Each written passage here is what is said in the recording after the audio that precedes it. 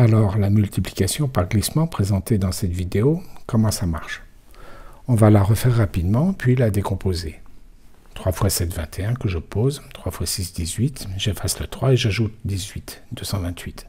Puis je glisse sur le 6, x 7, 42, que j'ajoute 270, et 6 x 6, 36, j'efface le 6 et j'ajoute 2736.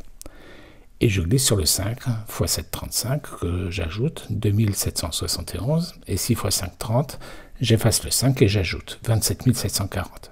Voilà. Alors, on a glissé de gauche à droite en multipliant 76 par 3 centaines, puis 76 par 6 dizaines, puis 76 par 5 et on a ajouté. On peut garder les résultats intermédiaires et faire le total à la fin.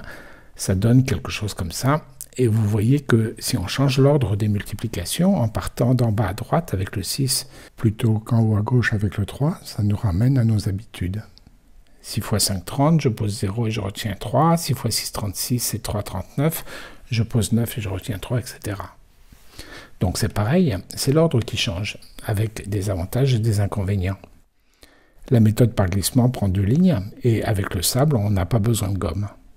Dans notre manière de multiplier, il faut un crayon et un papier. On n'a pas besoin de gomme, mais ça prend plus de place, 5 lignes. Par contre, on peut écrire plus petit que dans le sable. Et à la fin des calculs, on voit toujours les deux nombres multipliés. Il y a un autre avantage dans la méthode par glissement, si on arrête avant la fin des calculs. Si je m'arrête aux 2/3, après la 4e multiplication, avant le 2e glissement, j'ai déjà 27 360, qui n'est pas très loin de 27 740. L'écart est de 1,3%.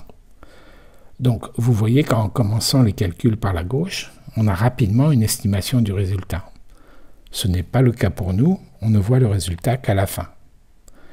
Donc, si on veut rapidement un ordre de grandeur du résultat, c'est la méthode par glissement, décrite il y a plus de 1000 ans par Al-Khwarizmi, qu'il faut prendre.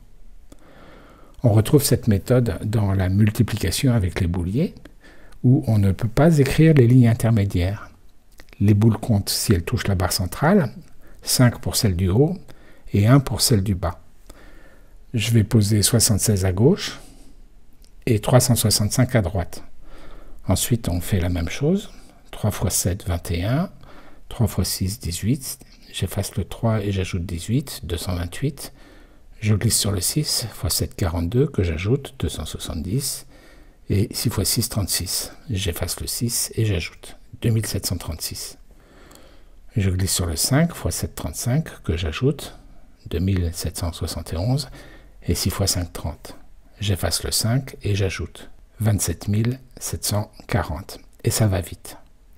Alors, pour la multiplication par glissement, avec un boulier ou dans la multiplication actuelle, il faut avoir appris ces tables de multiplication et être allé à l'école.